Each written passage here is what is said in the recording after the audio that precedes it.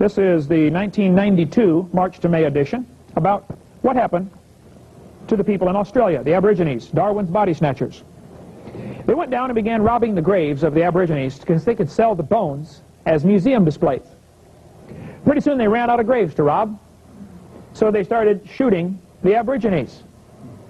They rounded them up and shot them. The police were involved in this.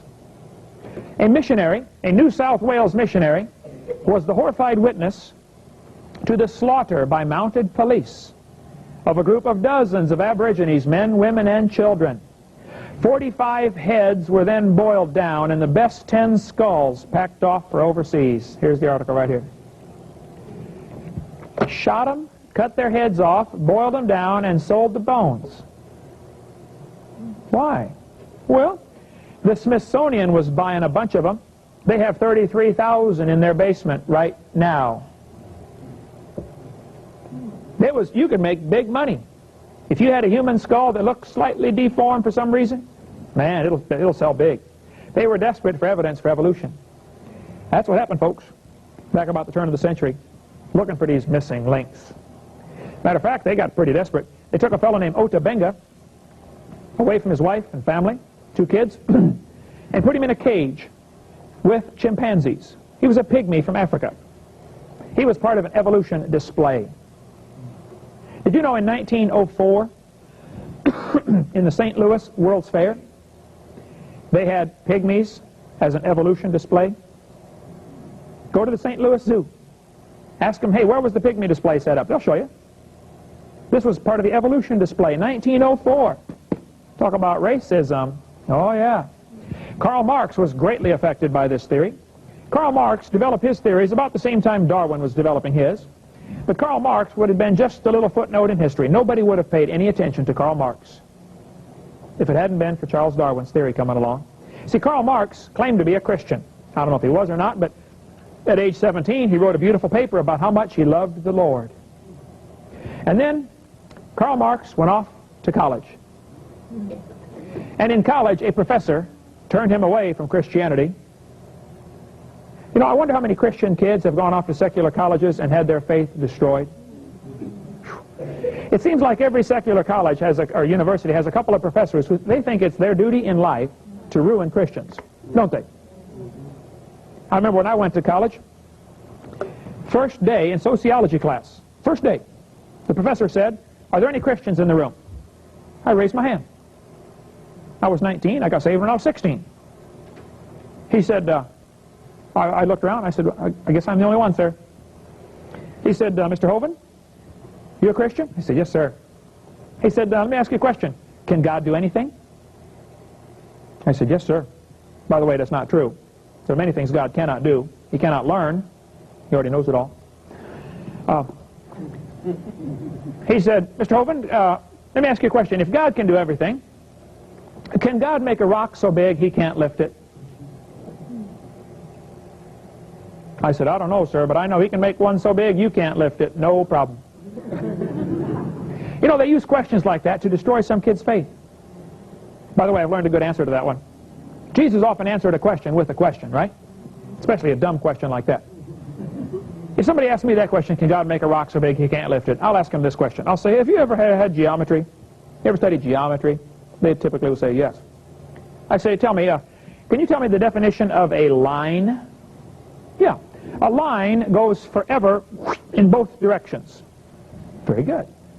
Now, can you tell me the definition of a ray? They'll say, oh, yes. A ray goes forever in one direction. Oh, very good. Now, let me see if I got this straight. A line goes forever in both directions, and a ray goes forever in one direction. All right, let me ask you a question. Which one's longer?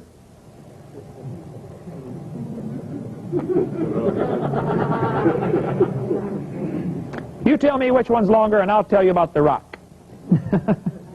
Ah, yeah. But there are professors who think it's their duty in life to destroy every Christian that comes through their class. They're out there, folks. And I don't recommend you send your kid off to a secular university unless you're positive they can handle it, because an awful lot of them don't handle it. Awful lot of them get ruined. Bunches of them. You say, yeah, but if he goes to a Christian college, he won't be able to get a good job. Oh, now we know what's important to you, don't we? George. Oh, Abe. My wife didn't find that one. Now we know, don't we? Money more important? Yeah. Well, Karl Marx got ruined in college. He became a real scoffer, skeptic. Matter of fact, Karl Marx's whole philosophy revolved around this theory of evolution. Karl Marx's book, Das Kapital, he tried to, this is the title page, dedicated to Charles Darwin, from a sincere admirer, Karl Marx. See, Karl Marx knew communism wouldn't make it any place as a philosophy without evolution. You have to get rid of God for communism to work. Because communism is the opposite of Christianity in almost every way. Karl Marx knew that. Karl Marx talked about evolution in his speeches, over and over. His whole philosophy was evolution.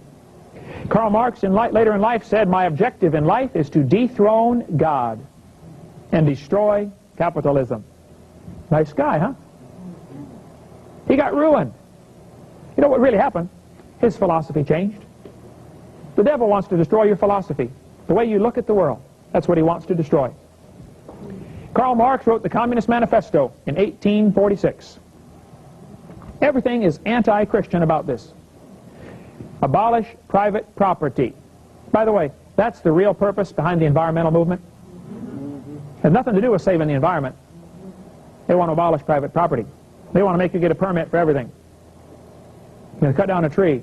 You've got to get a permit. Well, you're going to get a permit to mow your grass someday too? Where's this going to stop? Where do rights come from? Huh? Are tree rights equal with human rights? The evolutionist would think so, wouldn't he? After all, we evolved from the trees, right? Man, go hug one, like Al Gore. That's their philosophy. The problem is that they are very consistent in their behavior based upon their faulty philosophy. I can understand why they go hug the trees. It's because they believe in evolution. I like trees. We got a bunch in my yard, and I like trees. And I've planted lots of trees. I don't think you ought to go cut down every tree. But it's a crop like corn or grass. You ought to be able to cut it if you need to.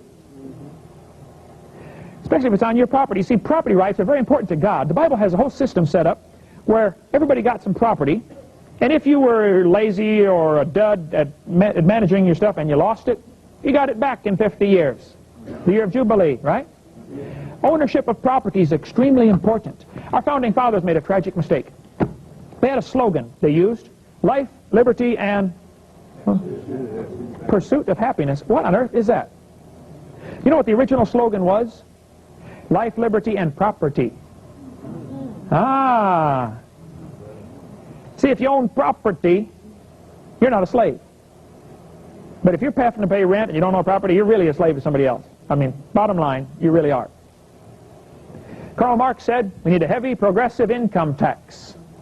Did you know that was Karl Marx's idea? And did you know in America it is voluntary?